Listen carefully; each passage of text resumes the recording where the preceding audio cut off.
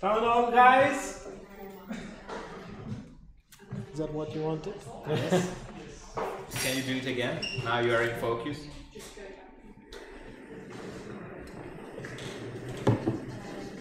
If you reckon.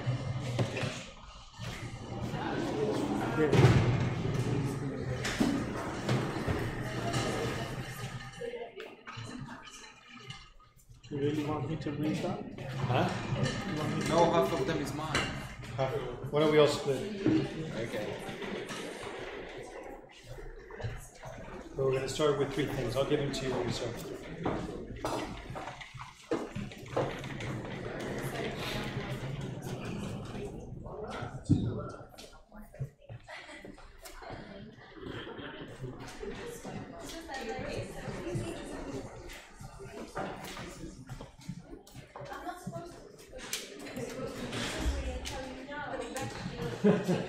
It's your prop? Yep. I'm going to slide by the wall.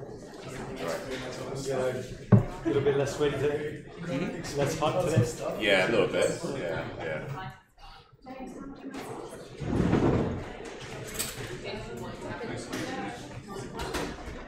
Yes, I'm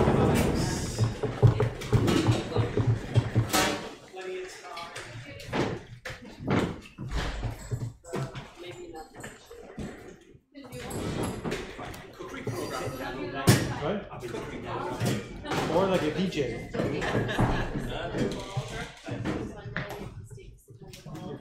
Behind the curtain.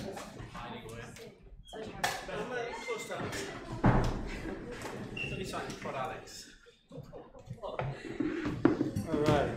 Does everybody? Can everybody hear us over there on the other side of the TV? Can anybody answer that question? Hello? Can you hear us? Don't answer, but they probably can hear us. Can we hear them? No. No, but they can text. I'm working on that. Awesome. All right. Next time. Welcome everybody to the 3rd edition of the 2019 Town Halls. All right. Yes. We've got probably the biggest stack of shout-outs in the history of shout-outs. So I've enlisted the help of some volunteers to help me read them out. But before we do, I want to kick off with our 3 things. If you remember last time, everybody was asked if they could remember the last 3 things that made them happy over the last 24 hours. We'll go around the room. We got a lot to talk about today, so we'll try to do it pretty quick. Don't worry if you can't think of 3 things. 2 or even 1 is good enough. I'll start. For me, first one is Igor's email today about the API progress. Made me very, very happy. Thank you very much. Also, yesterday I met with a guy called Rob Barker, who is Mark Noble's replacement at Aviva. It's always tricky when your direct client leaves a very big client, but the guy was very, very responsive to what we're doing. He seems like a huge advocate for what we're doing. It just felt very good. And last one is James's cake. Thank you very much. It was delicious. Next, Igor, go ahead. Sure. One thing is that Brie is actually going to use OpenAD Connect, which I almost can't believe is a reality, but apparently it's the case.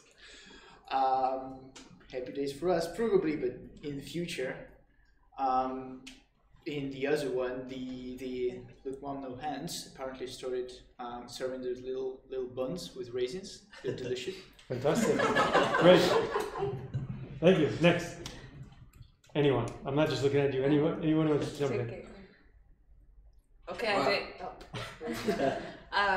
I'm glad because I'm done with my flu. It lasted like 4 or 5 days. Don't worry, I'm not a virus anymore. Congratulations. Second, because I've learned so much with Igor regarding the pen test and with the SSO implementation to be scheduled anytime soon with Ria, and also talking about API integration. So my technical skills is getting better. Thank you, Igor. Nice. No crowd in the tube this morning. And passes was good as well, and good coffee downstairs. That's very important for me. A weird one to be happy about, but meetings, they've been good. Alignment is slowly coming together, so that's making me happy. And just generally the team as a whole. Great. Anybody else? Yeah, I suppose the last 24 hours I discovered that what I was doing, proof of concept, has now become a major part of the Tictrac operation. So it's kind of exciting. Not been here that long, but pretty exciting stuff.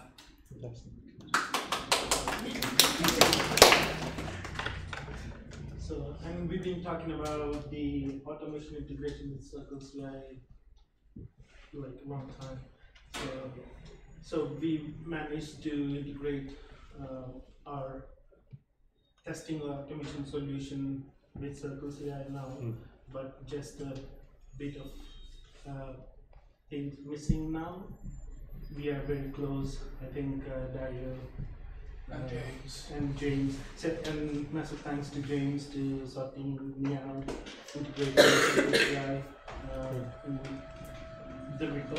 So now we are getting close. Very single step needed to integrate our Circle CI results. So hopefully we'll be there. Happy days. Yeah. Anybody else? Yeah. Working with a great team, moving forward on projects, which is super fantastic, and yeah, a great chat I had with Ollie about calorie counting, which was great. Talking to Ollie always makes me happy. Yeah, we're both on diets, so let's talk. But that's all. Maybe align. You look good. Sorry about that. Yeah, that's rubbish. How much weight are you trying to lose? At least a few pounds a week. Anybody else? There? Well, I was able to do my swimming session since a very long time and realized that it helped me a lot. It helps me a lot with my, I don't know, mindfulness, etc. And I realized in the last 24 hours that failing brings me back to earth, down to earth, which is fine. And that wall full of stuff, full of shoutouts, and a cake, of course. Yeah. Anybody else? Yeah. So we had a PDAC session yesterday, which I thought was very handy, particularly sitting on client calls and they're sort of asking what's coming next, and I'm not in the loop with a lot of stuff. That's good to keep in that loop. And then yesterday's part of writing the monthly panel newsletter that goes out to now 177 Aviva research panelists. Finally figured out the difference between healthy and unhealthy natural sugars, which is one of those health things I've never before understood. And then finally, Ollie did a little headspace challenge where he asked us to imagine reviewing the design of our app through the lens of a big headspace. How might we relabel and position our features, which was really helpful and led Victoria and Ollie to some amazing solutions for some tricky labeling stuff in the rewards prototype, which, yeah, we're going to test. Cool. Curious to see the output. Anybody else? Yeah? Yeah, I had my housemate made a cronut yesterday. So she works at head pastry chef. She bought some cronuts home, so I ate quite a few of those. Oh, yeah. We've also got our administrator Ksenia starting tomorrow, so I'm excited about that. And I've got the demo logins for Urban Airship, which I can start paying with. Makes me happy, the Urban Airship as well. If everyone is done, I'll do my advertising thing. My last badminton session this week. So if anyone wants to join, We have a cold book from 12 to 1, right? We have two. Yes. Remo. One. I'll just show you on this one. So the first one, Simon said, first, drinking the Daily Telegraph beer and eating the pizza last night, getting home before midnight, and writing these 3 things. Bravo said, no critical shouts from clients. Got encouraging news from GAT, they keep improving ADA as suggested by us. And the third one is, it stopped raining.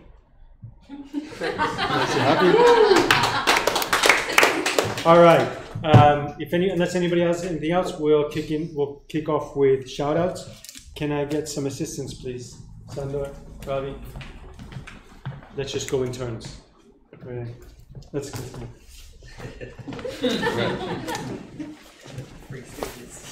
All right, first one. Holly for pushing change forward. So Roman saying for the great job he is doing and for being so proactive.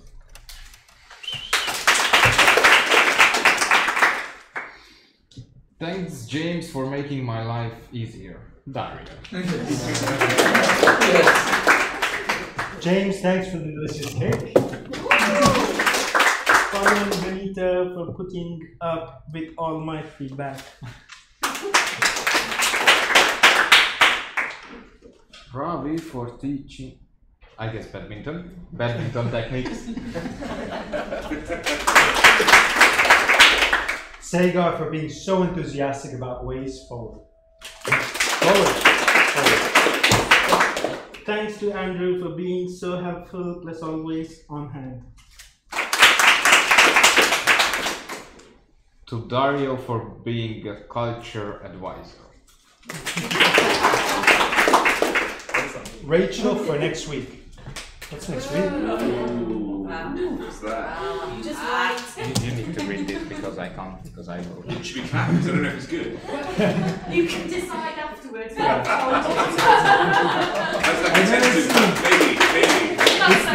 It's the first to be continued. Shout out. That is, that's quite exciting. So, Mercy Björkholt to the, I don't know. So, to the entire who is been working on the Alliance Fantastic Kit. Remediation. None of us is as smart as all of us.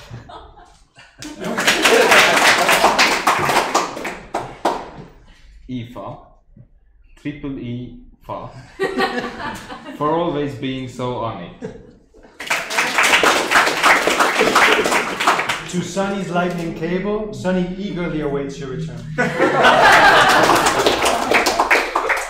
Thank you to Andrew for building an admin interface and prevent me to disturb BE for weekly repetitive tasks. You got the longest ones, man.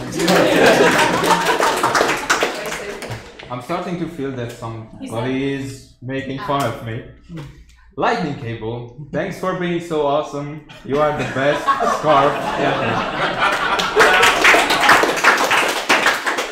James for all the long, thoughtful walks in pursuit of fixing S-Health. Eva for your great motivation. Thanks, NJ, for being a great colleague and friend. Peter for looking into tech solutions for the content pilot. Rich for the great job managing the comms plus flow with Aviva as we gear up to kick off the Viva Metrica pilot.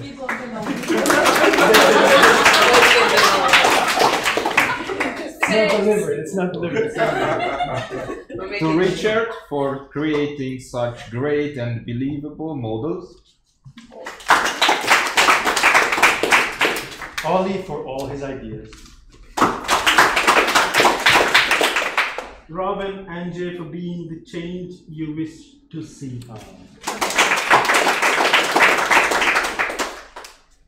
James for bringing us back to Earth sometimes when needed. I keep getting Ollie's. Ollie for his continued help and support on the content and engagement pilot. So there are a list of people here. So, Holly, Peter, Eva, Benita, and Victoria for helping me validate my assumptions about the timeline recommender. All engineers, just want to say a big thanks for the continued uplift in delivering for all our clients. Holly for hard work on DPDM. Victoria for the great design review sessions. Ravi for being a great friend and colleague. Rob, for the part-time use of your chair.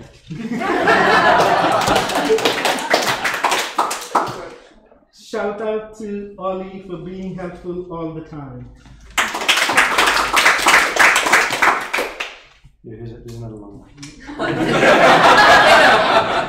Victoria, for being amazing, smiley face. Benita, for the work she is doing on the engagement elements of the content pilot. Let's get up, guys, it's a big one. So, thank you to Aoife for being an awesome product manager, balancing tactical and strategical from account manager.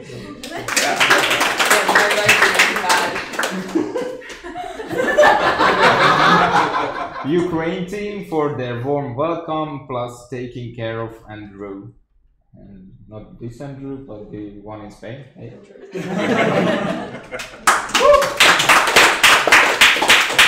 Thanks to Yevin, Vladimir, Victor, Roman, and Andrew for their amazing Confluence docs. Thanks, James, for today's stand-up. Thank you, James, for preserving this test help. Plus winning. Over. Thanks to Rado for improving the GAT process. It is so slick now. Thanks to Alex for coordinating the Alliance Pentest comms so well. We have a lot of these. Holly plus Benita for the excellent content and engagement pilot presentation. To Thomas for being such a strong negotiator. Shout out to Holly for all the late nights and sleep. Rob for adding so much to the team. Thanks to the team for pulling together during pen test discussions. Thanks, guys. Okay, that's it. Thank you very much. Now, we want That was some a- figures. That was a really long one. So, so I just wanted to give a quick update. We are, I mentioned last time that we kicked off the fundraise. We've basically hired a small consultancy to help us manage the fundraise process. We had a long day with them on Monday. We went through all the stuff that we have. We've been putting together a deck that covers a little bit about the opportunity, what we're doing, our value proposition, why it's such a great company, and why people should invest in us and become a very big company. I've got a few slides I wanted to share with you guys that kind of focus on what we're doing, what the vision is of the company, and how we're looking to achieve it. I think it'll help connect some of the dots between the stuff that we're doing day to day and like the long-term vision of the company. I'll give an update on that fundraise and then a couple of other points. I'd love on the API side if you can give a quick update, and on the product roadmap, anything else that you feel is relevant. So very quick, I've got about 350 slides. I'll probably try to go a little bit fast through them. I'm joking. I saw some of your faces. First and foremost, I just want to cover the thing that we always see, right? So yesterday I was in a meeting with Rob Barker, the guy who's replacing Mark Noble, and the whole purpose of yesterday was to walk him through the value proposition, why Tictrac is so important to Aviva and why Tictrac is so important to insurers in general. The whole premise of what we do is about engaging people in their health, but the value to the organizations that we work with goes beyond just the health engagement. It goes into sales, it goes into a communication platform. Things that we're doing, such as the integration of urban airship, suddenly open the possibilities of the things that we can do for the business. And I'll share some of the examples that we were showing to Aviva and got them excited. It's funny, the very simplest examples are the things that sometimes get them most excited. We always talk about these being our 3 horizons. And if you think, we're still very much at that first horizon, which is all around engagement. We are a company whose singular focus right now is all about getting people to engage in their health. And we need to enlist our partners to get all these users. So through insurers, through governments, through anybody that wants to deploy a platform, as long as it's aligned with the vision of engaging people in their health, that's the goal. If we do that, then we can capture data to guide people to the right next step. But in order to do that, we need to engage them. We need the right kind of communications. The way that I present it to Aviva and the way that we're communicating the value proposition of the platform is really across three things. First one is a well-being hub, which is everything that we do today, right? It's the wellness hub, 1D, or whatever it is that we want to call it. It's the core platform that has all the different features that we're building out. And I love the stuff that we're doing in terms of the content pilot, the innovative, interactive things that we're doing with some of the new features on the platform, and of course the communication components, but those go into the CRM piece. The second part is you can't have engagement without CRM as customer relationship management. It's a kind of marketing, right? You can't have engagement without communication tools, because as much as you want people to be on that app all the time, we got to retarget them, we got to re-engage them, we got to keep reminding them why they need to use a platform. And so when we talk about CRM, it's all around things like urban airship, like the notifications, like driving new types of content to continue to communicate to customers on a regular basis, to those users. And the last one is, how are our customers going to monetize the platform? Because we can talk about engagement, but if nobody's actually generating more, either a healthier population or sales on the platform, then we don't have a business, right? And the thing that our clients really like is the fact that we can start targeting individuals who may need an additional product. Aviva, of course, loves it because then it means that if you're a health insurance customer, we could offer you life insurance premium. And that's a whole Viva Metrica test that we're also doing. Does all that kind of make sense? Hopefully this weird physics thing will drive it home a bit. Holistically, the way that we're trying to communicate to our clients is we're partnering with an insurer, right? Think about what an insurer is, right? An insurer is there when something goes wrong, right? That's the whole purpose of, and also balancing some sort of financial health, avoiding the stresses of your financial strain, for instance. And if we do it right, that means that if people are on the platform, then they can hopefully achieve a lifestyle balance. And insurance products are always there for if something kind of goes off balance, right? If you get a bit sick, you need to see a doctor. You see a doctor, you have insurance, and it brings you back up into this lovely Venn diagram center, right? I know it's a bit cheesy, but if you think notionally why insurers find our proposition so important is because it really is about engaging people to help avoid the need for those products, right? The need to use those products. That makes makes a bit of sense. So what does that mean is we're positioning ourselves as an engagement hub to all of our clients. And as an engagement hub, it means that in every case, our clients will have any number of third-party services that they want to integrate as part of their offering to their customers. Rewards is a great example because in one market, like in the UK, we use MLP or whomever, which is a third-party rewards vendor. In Singapore, we're using VHZ or whomever. So all of our clients will have all these kind of ancillary partners or services that somehow they need to present to their customers, to their users. They can be rewards, they can be telehealth services like Teledoc or any number of additional services. And it's not like we can offer all those things as a company. What we can do is be in the engagement hub to drive the services. A great example is something like a telehealth service. So here's an example where we've created a little notification, a little button for direct call or direct integration. This is a third-party service used by a company called Advanced Medical, which is a telehealth service. Rather than having to go to that signpost to their customer through their API, this is just an example, we would be able to integrate them into the service so that the user can immediately speak to a doctor from within the service, right? Obviously, it's not something that we're doing today, but the vision is to be able to get there. Whether or not we do it through our app from a user experience perspective, or we signpost them to that service through a single sign-on, that's the next level of detail. But conceptually, that's the idea that our clients are seeing us for, which is not just around healthy habit forming programs or the services that we offer, but a conduit to all the other things that our clients want to offer, right? And then, of course, when we have services like Urban Airship, where we can start to communicate to users and promote them, all these things, we can make the engagement much more robust, right? We can run little campaigns. When was your last health checkup? And you click into it and it goes straight there. Why is it so important is that if you think about all these other services like telehealth services or even AI symptoms checkers like Babylon Health, those are really episodic. How often would you actually use a telehealth service? Only when you get sick, right? And you have to remember that you have that service, because otherwise you're going to go to the NHS or do something else. Or if you have a headache, rather than go into the AI symptoms checker, you're going to go into Google and say, I have a headache. It's going to tell you have 15 different diseases. So that's another story.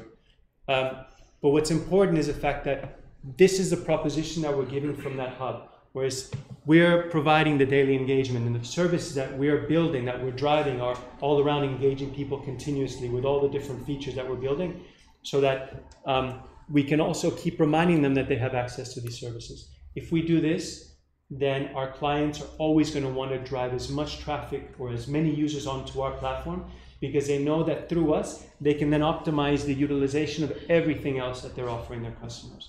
And that's a really big vision that we have and that our clients have. It builds trust with the users. We've all seen, this is just another example of the kind of campaigns that we can run. We've already done this with Allianz.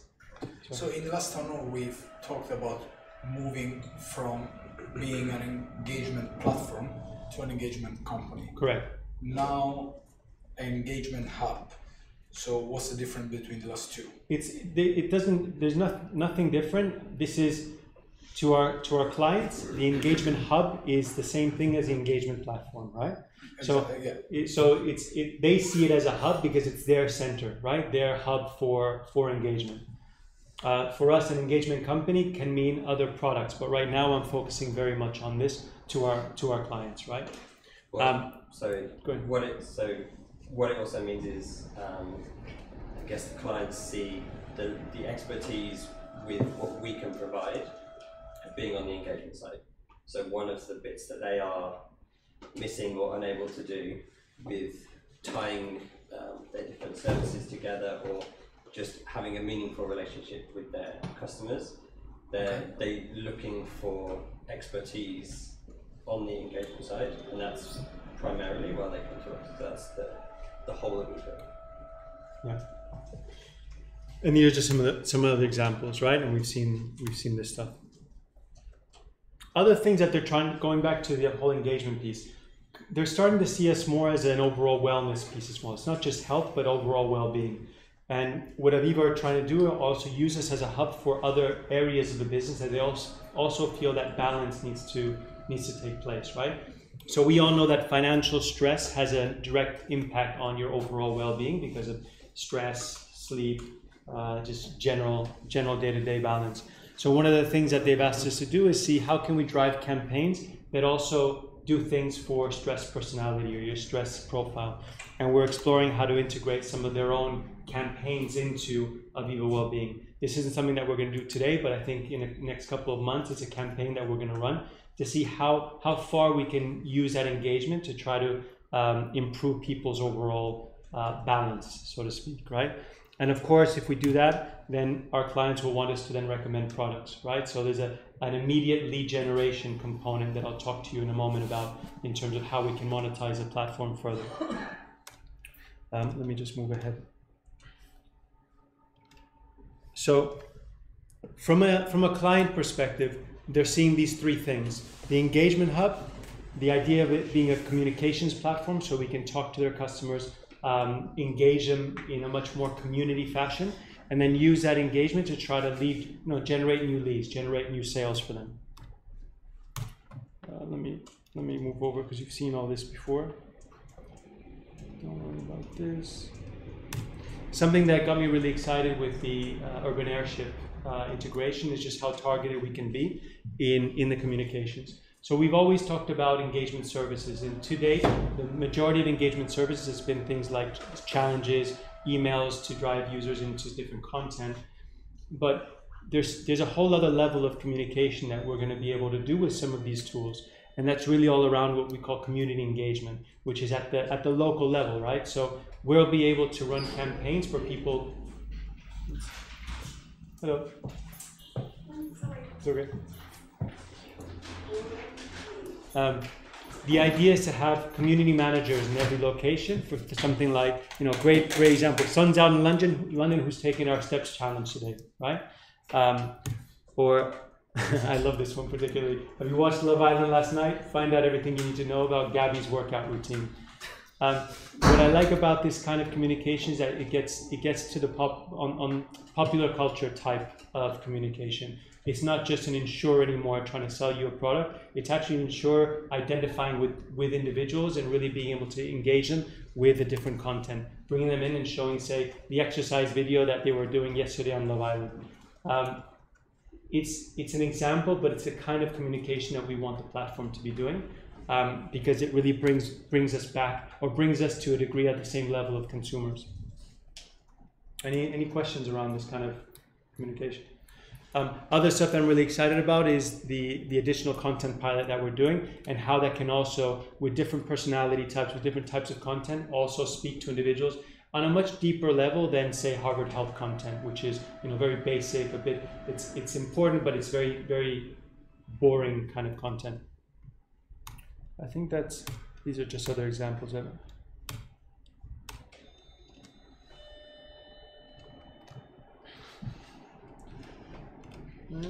Okay, that's it. So, say again? No one happy if it's this.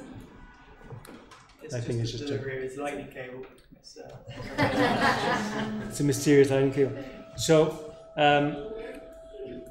as part of the fundraise, what we've done is put together a bit of a financial model that we are raising capital against. Like I said before, we're raising about £7 million. And we're in the process of meeting with a series of VCs and different investors to see exactly who wants to buy into the story. I thought it would be important to share with you a little bit about what it is that we're communicating. It's very much aligned with last month, or January's presentation. So today we're very much this enterprise SaaS. And if you remember that slide that we showed last time about being a health engagement company and the direction that we were taking, we're very much today at Tictrac, the Tictrac platform, selling into enterprise. We're starting to offer our API service to companies like Prudential. We're also exploring partnerships with large telcos who may also use the service, and also eventually launching our own SaaS product, which would be effectively a Tictrac SaaS branded product, or another brand, where we would bring smaller companies onto the platform. And the way that you generate revenues from that is your basic SaaS license. On this side is the next part of the equation, which is a lead generation. So once we have users on the platform, the idea is to be able to recommend different kinds of products, right? So we keep talking about the Viva Metrica pilot. The purpose of that pilot is to be able to understand, to use the analytics from the data that we're capturing to be able to offer people products within the platform, life insurance products or other types of services. That has a huge value because of the amount of revenue that clients will pay us for those kinds of leads. As a company today, we are estimating we'll generate about £4 million, just £4.2 million this year. This is all around driving the enterprise SaaS, plus the lead generation starting to increase in the next couple of years. This is all a 5-year kind of a revenue forecast that we have that we're presenting to our clients. All of this is really dependent on how much funding we can bring into the business, right? So we very much firmly believe we can generate this number because we're very close to that, and that will get us into break even by mid-year. We see a lot of the business growing really through lead generation, but we want to be very cautious in terms of how quickly we turn that on, because it's all driven by the number of users that we can bring onto the platform. I know these are a lot of numbers, but let me know if this is clear, if you have any questions around how we're seeing these revenues coming in. The last piece that I'll show you guys is something that's really important, which is the variable. So all of our clients like Aviva, we charge them a fixed base fee for a certain number of users. So for Aviva, it's about up to 200,000 users, right? Anything above that, they have to pay us on a per user per month fee. So if they go over 200,000 users, which they haven't yet, I think they're at like 15,000 or less now, because they haven't rolled out properly. Anything above that, they have to start paying us an additional fee for every user. So the amount of growth that we have within most of our clients, the potential for growth is substantial. We just haven't tapped that because we still haven't properly rolled out across Aviva, Anthem, and most of these clients. So what we've done here is just show the relationship between additional revenues and new users. So in this case, we believe by the end of 2019, we can have approximately 280,000 users on the platform. And that's not an unreal expectation considering how how Aviva are going to now start to roll out to all their corporates. We're going to start to roll out to Anthem and a number of other clients. As we grow the user base, the amount of additional revenues that the company can make on those users suddenly starts to grow substantially. And if you look over the next 5 years, if we believe that we can get to about 2.4 million users by 2023, which I think is very feasible considering the types of clients that we have, the additional revenue that we make on those users is £12 million. Just to show you how quickly that can grow, right? It's substantial. And just to give you a little, just in terms of the sanity check on this, that's just £5 per user per year, right? That's not a ridiculous amount of money. It just means, it shows you the scale that we can operate, that we can achieve if we properly roll out to all those users. Does that make sense?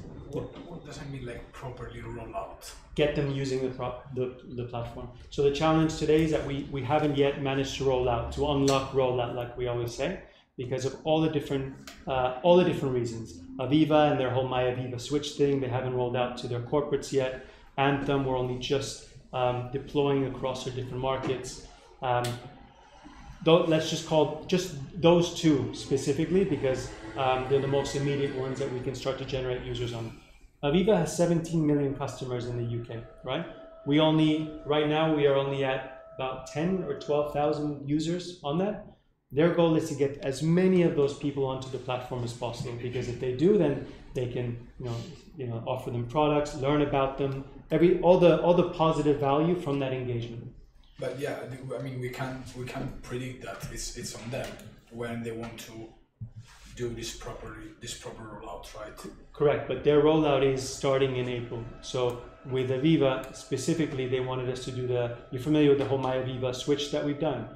The challenge was they needed to get rid of that in order to start to roll out across their corporates. So they have a significant pipeline of corporates that they're going to start to push us out to, starting I think April 7th with EY, Sky, a number of big corporates. If you think of if you just give a number of about 500,000 potential corporates, if we get to just 10% of those, we're already 5 times more than we currently have with Aviva. So there's a lot of potential growth with these customers, and it feels like we're just at that moment where we can hit that. Martin, the average price per month is 40 cents. That's correct. It varies depending on the client. So with Aviva, it's 67 pence per user per month. With Anthem, depending on the scale, it's 50 cents per month. Okay, so it's very... Yeah, so that's why the average across all these, when you get to scale, is £5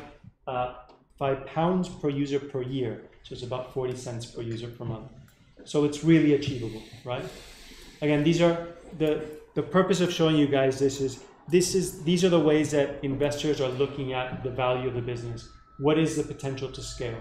Because the challenge that we have today is we've got some great contracts, we've got great names, like everybody flips out by the companies that we work with, but they look at the users and they say, when are you going to get the users?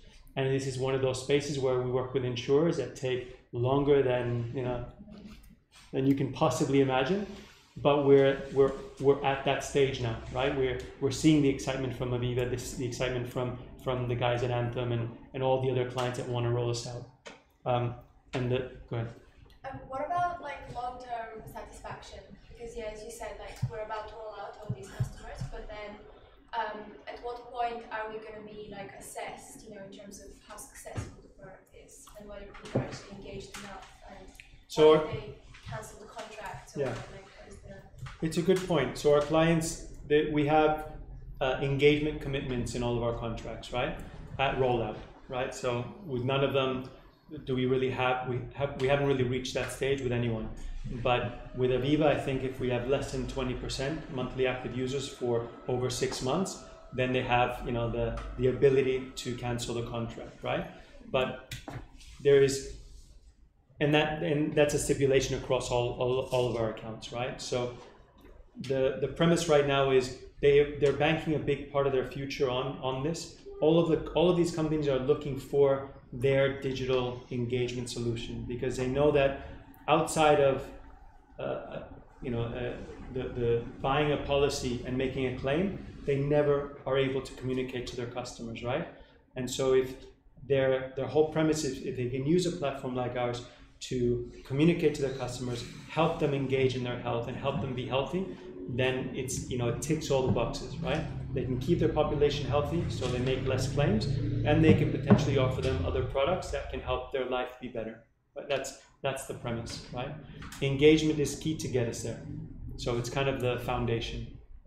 Okay, so they would rather work with us to make it work for them rather than just go to a competitor or do something like that. Yeah. Well, one of the benefits of being that hub, of being that integrated hub, is I hate to use the word stuck, but it's exactly that. They're committed to you, right? So you're fully embedded into their systems, and that's why it takes a while to build that trust for them to trial us, to see how it works, and then start to integrate their ecosystem, their services into our service. Because once you're rolled out, then they'll just keep investing in you as their solution. We're fully embedded in their clients as well, remember that. So Aviva have made commitments to their clients. So it's not like they can just walk away from those either. The Skies of the world, British Airways, all of those guys have paid extra to take our proposition on under the Aviva Wellbeing banner. So Aviva have also made that commitment to their customers as well.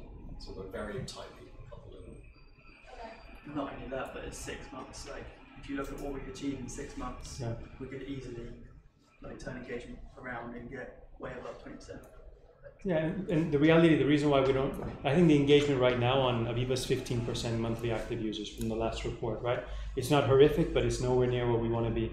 The reason why it's there is the My Aviva piece has limited our ability to email or to communicate. We haven't really renewed much of the content. So all the things that we're actually building in today will have a significant uptick on that. I mean, I'd be surprised if it didn't, right? Things like urban airship, in my view, have such potential to retarget and communicate to users, and gives us such a degree of control over that engagement. I think it's a really exciting piece. It's almost, for me, the urban airship is phase one of the CMS that we've been talking about, because it is part of that communication or community management service. Any other questions? Awesome. Do you want to give a quick overview, Igor, of the update, any update on the API? Sure. Really quick. And then I'll do some final points after. Absolutely. Do you want to? I don't have any slides. Just it's a really quick one.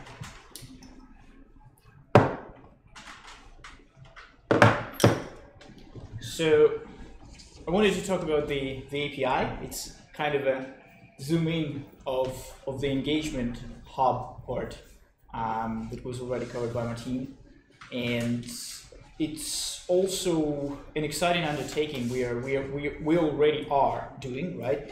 A lot of is already happening. A lot of exploration, prototyping is underway, as you're probably all aware. I sent an email this morning with some more details. Just wanted to cover some high-level stuff now. What we are building, how we are building it, and why. So first, a little bit of history.